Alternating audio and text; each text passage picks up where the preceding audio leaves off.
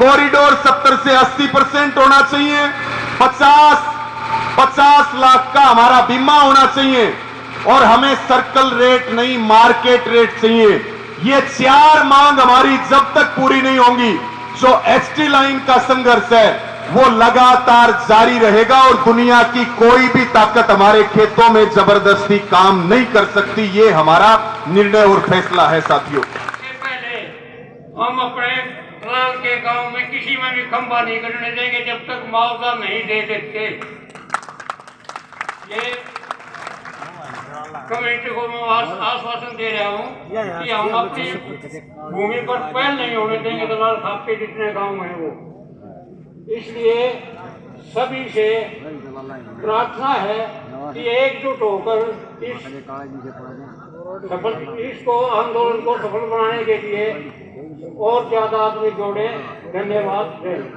सबसे पहले आदरणीय आज की सभा के अध्यक्ष जी, मंच पर बैठे सम्मानित किसान योद्धा, मेरे सामने बैठी मातृशक्ति, बड़े बुजुर्गों, सबसे पहले आपके चरणों में हाथ जोड़कर नमस्कार करता हूँ, राम राम करता हूँ।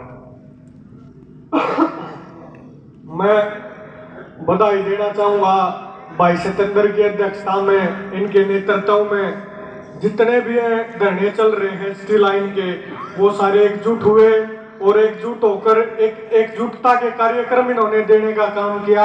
इसके लिए सभी भाई, सारी टीम बधाई की पात्र है। मैं इन सबको बधाई देना चाहता हूँ।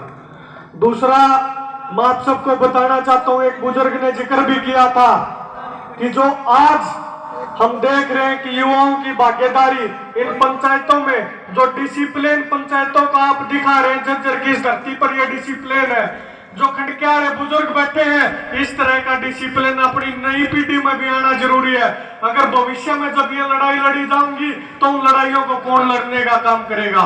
ये बुजुर्ग सारी उम्र तक सदा नहीं रह रहे, इसलिए नौजवान साथी भी इन पंचायतों का हिस्सा बने और भविष्य में होने वाली लड़ाइयों को और मजबूती से लड़ने का काम करें।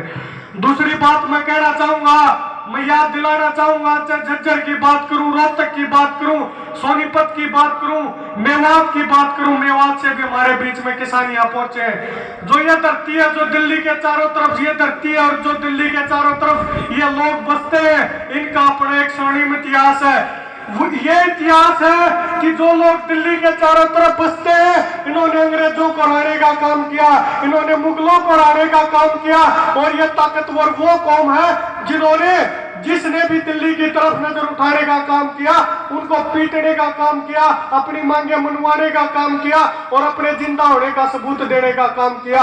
और मैं आपको बताना चाहता हूं, जो एसटी लाइन का आंदोलन चला हुआ, आज ये आंदोलन भी उसी धरती के ऊपर चला हुआ, जो धरती दिल्ली को चारों तरफ से घेरने का काम करती है।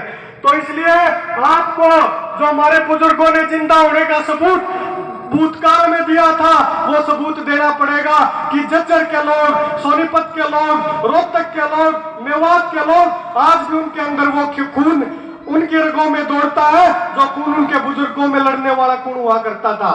दूसरा, मैं आपको बताना चाहता हूं कि जितनी भी नीतियां देश में बढ़ती है, कोई भी नीति बनती हो, चाहे एसटी लाइन का मामला हो, चाहे थोड़े दिन पहला 3 कृषि कानून आयो, कोई भी नीति किसान को केंद्र में रख के नहीं बनती। अपना देश को कृषि प्रधान देश कहा जाता है, उसके हिसाब से हमारी नीतियां भी कृषि को केंद्र में रखकर बननी चाहिए, लेकिन किसान को केंद्र में रखकर नहीं बनती है। इसकी विडंबना यह इसलिए है क्योंकि किसान आज इतना तो जागरूक हो गया कि हमने अपने हक हुक्का की बात करने खातिर एकजुट होने लग गया, दिल्ली के बॉर्डर के ऊपर आंदोलन कर दिया। लेकिन किसान को इसलिए दूसरी जागरूकता, राजनीतिक जागरूकता जब तक किसान में नहीं आएगी, जब तक किसान को केंद्र में रखकर नीतियां नहीं बनेंगी। तो मैं निवेदन करना चाहूंगा कि जितने भी बड़े बुजुर्ग बैठे हैं, अपनी आने वाली पीढ़ी को, नई पीढ़ी को राजनीतिक जागरूकता भी उनमें, राजनीतिक जागरूकता के लिए भी जागरूक करें, राजनीति की भी नई नई चीजें बताने का काम करें कि कौन अपने हक में था, कौन अपने हक में नहीं था। इसी संदर्भ में जो 50 पंचायतों का आयोजन कर रहे हैं, हम कोशिश करेंगे प्रत्येक पंचायत का हिस्सा बढ़ पाए और इन भाइयों का मजबूती से साथ दे पाए। तो इसलिए कर रहे हैं कि जो बीजेपी सरकार है हमारे खिलाफ नीतियां बना रही है, उसको हम हरा सके। लेकिन मैं एक बात कहना चाहता हूं सिर्फ इन रण में भी काम नहीं चलेगा, हमने इस बात के ऊपर भी गौर करना पड़ेगा। एक बार आप बीजेपी ने हरा दो, फिर आगे जाकर कांग्रेस ने हरा दो, उसका आगे जाकर फिर बीजेपी ने हरा दो। अगर यह उतराचढ़ी लेकर चलती रही तो किसान में जो राजनीतिक जागरूकता आनी चाहिए, जो राजनीतिक रूप से किसान मजबूत होना चाहिए, वहां कहीं ना कहीं हम पिछड़ जाएंगे। वक्ता बहुत ज्यादा है, ज्यादा समय नहीं लूंगा। इसी बात के साथ अपनी बात को खत्म करता हूं और लास्ट में दोनों हाथ उठा के जोरदार नारे लाने का काम करेंगे और ये दिखाने का काम करेंगे कि हम वही लोग हैं जो दिल्ली के चारों तरफ बसते हैं। इनकलाब जिंदाबाद, इनकलाब जिंदाबाद, हमारी एकता जिंदाबाद। बहुत बहुत धन्यवाद, आपने मान सम्मान दिया, मेरी बात सुन। जैसा भी समाज में रह के, संगठनों में रह के, इन पंचायतों में जाके सीखा है, वही आप लोगों को बताने की कोशिश करूंगा।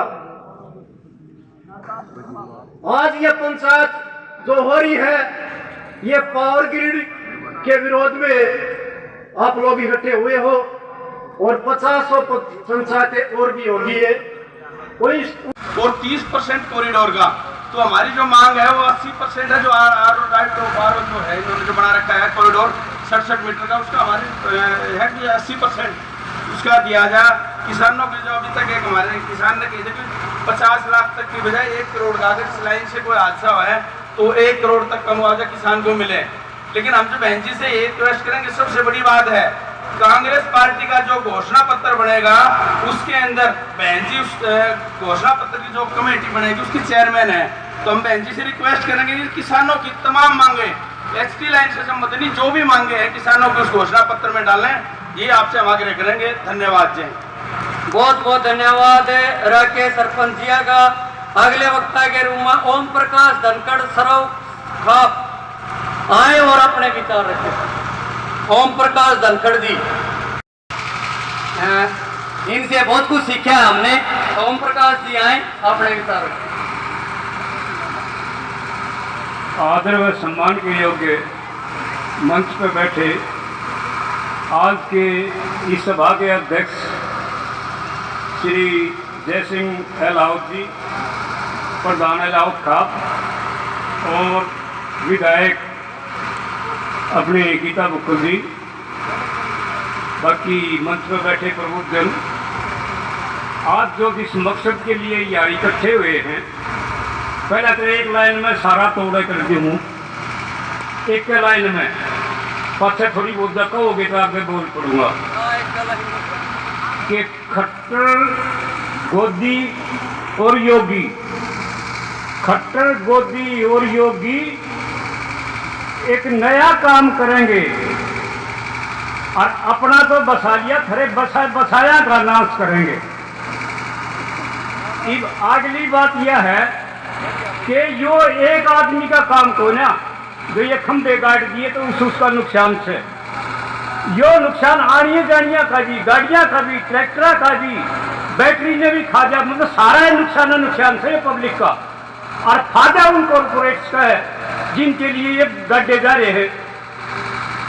तो एक काम कर लो मेहरबानी करके, और खासकर ये किसान यूनियन वाले जो कि हर जगह इनकी विंग है कि जिस जिसके खेत में खंभे गड़ रहे हैं कम से कम वो तो इकट्ठे हो जाओ।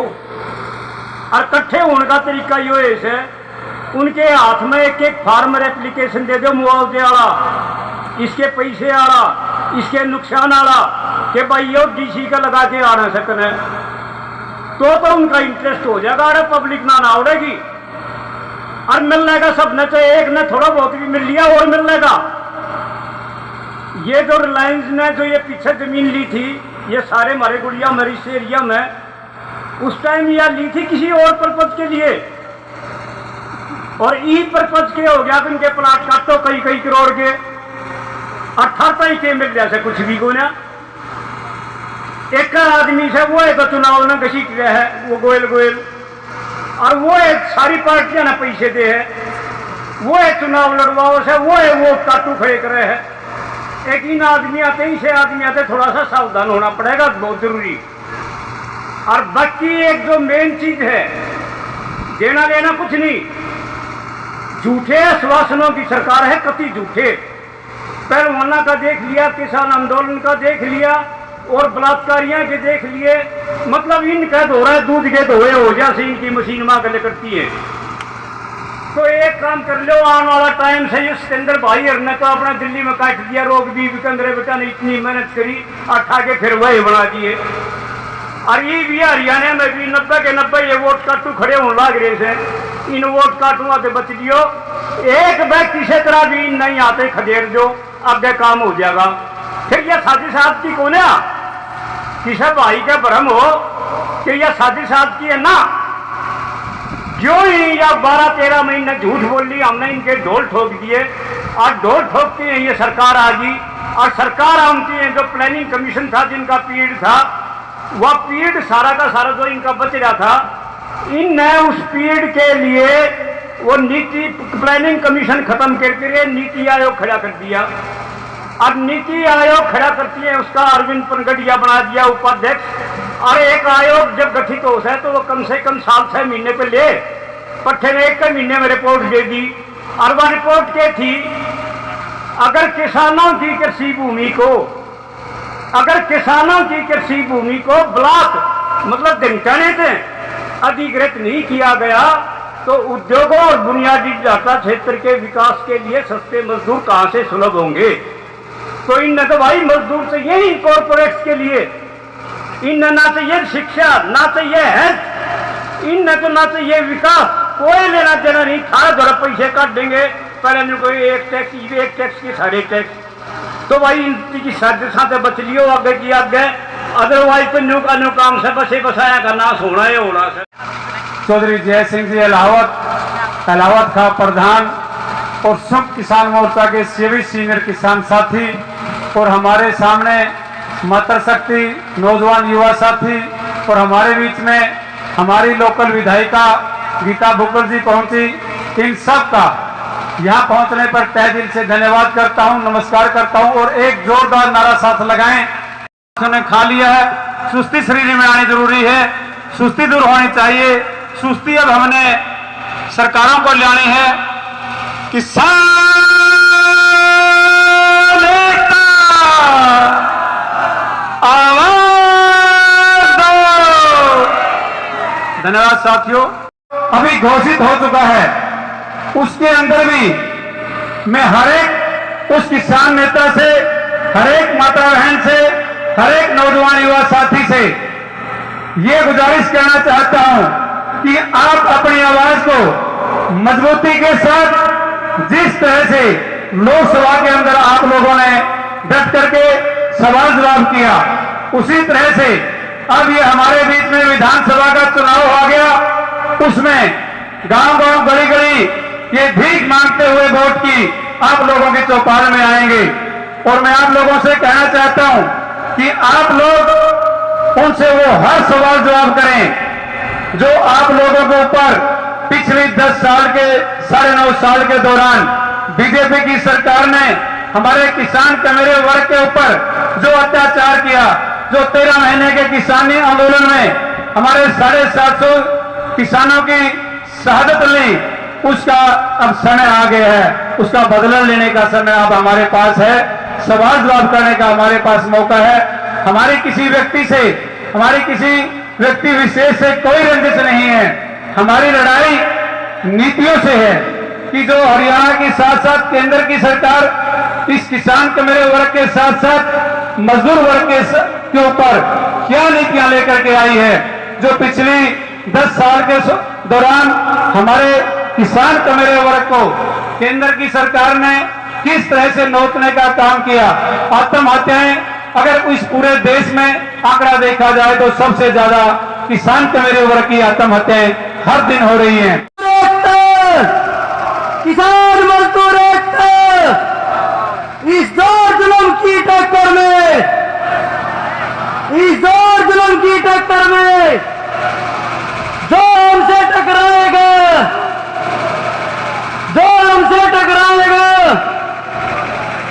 विधानसभा में और बीच में पूरे हरियाणा में पंचायतों का क्रम चलता रहेगा।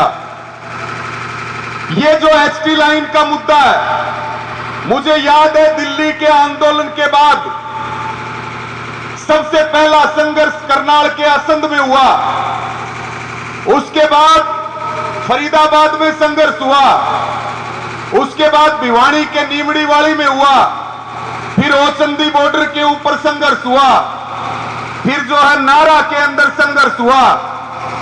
जिस प्रकार से 3 कानूनों की वापसी हुई, 750 किसानों की शहादत हुई, लेकिन आखिरकार सरकार को झुकना पड़ा और जो कभी नहीं हुआ वो किसान आंदोलन से हुआ। मोदी सरकार को घुटने टेक करके 3 कानून वापस लेने पड़े। ये आपकी ताकत है, ये शहीदों के बलिदान की ताकत है साथियों। उसी प्रकार से ये जो संघर्ष 2022 से चल रहा है, इस संघर्ष के बदौलत हरियाणा की सरकार को आपने मजबूर किया और जो लाइनें, जो टावर फ्री में किसानों के खेतों से लेके जा रहे थे और कोई किसान आवाज उठा रहा था तो उस पर मुकदमे दर्ज हो रहे थे, और ज्यादा कोई आवाज उठा रहा था उसको जेल में जाना पड़ रहा था, फोर्स लगा करके खेतों में काम किया जाता था। हरियाणा में करीब करीब 25 लाइनें बंद हैं, दिल्ली में लाइन बंद है, पावर ग्रिड का काम बंद है। ये आपकी ताकत है कि हरियाणा की सरकार को मजबूर होकर के एचटी लाइन के लिए पॉलिसी बनानी पड़ी। हमारी मांगों के ऊपर मोहर लगी कि किसान ठीक लड़ाई लड़ रहे हैं, उनकी बात एकदम सही है साथियों। लेकिन जो पॉलिसी बनी, क्योंकि एक खेत से लाइन चली गई, टावर एक लग गया एक किले में, उस जमीन की कीमत 20% भी नहीं बचती, और एक बाप के 2 बेटे हो तो उस जमीन को कोई लेने वाला नहीं है। सरकार ने कहा हम सर्कल रेट का 200% दे देंगे, सरकार ने कहा हम कॉरिडोर का 30% देंगे, लेकिन हमारी जो मांग है वो मांग है कि सर्कल रेट की बजाय हमें मार्केट रेट चाहिए। दूसरा हमारा मुद्दा है कि कॉरिडोर का हमें 30% नहीं चाहिए। कितने प्रतिशत चाहिए? जोर से बोल के बताओ। 80%। कितने चाहिए? 80। हमें 70 से 80% कॉरिडोर का चाहिए, और उसमें 33 kb की लाइन भी शामिल होनी चाहिए, और किसान का कम से कम 50 लाख का बीमा होना चाहिए, इंश्योरेंस होना चाहिए। तो साथियों, लड़ाई का हम एक कदम जीते हैं। जो लाइन फ्री में जा रही थी, अगर आज हम 765 kb की बात करें तो उसका सत्येंद्र भाई लगभग 1 करोड़ रुपए कंपनसेशन बढ़ गया। जो लाइन बिल्कुल फ्री में जा रही थी उसका 1 करोड़ रुपए कंपनसेशन बढ़ गया, और जबरदस्ती खेतों में काम नहीं कर सकते।